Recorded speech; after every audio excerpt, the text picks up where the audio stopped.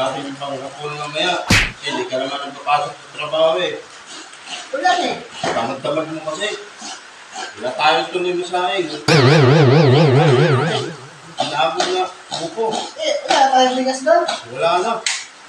To. Kainin mo to.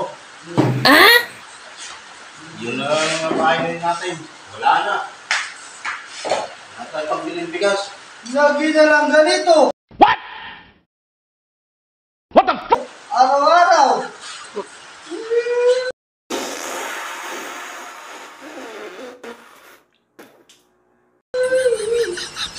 Kainin mo yan.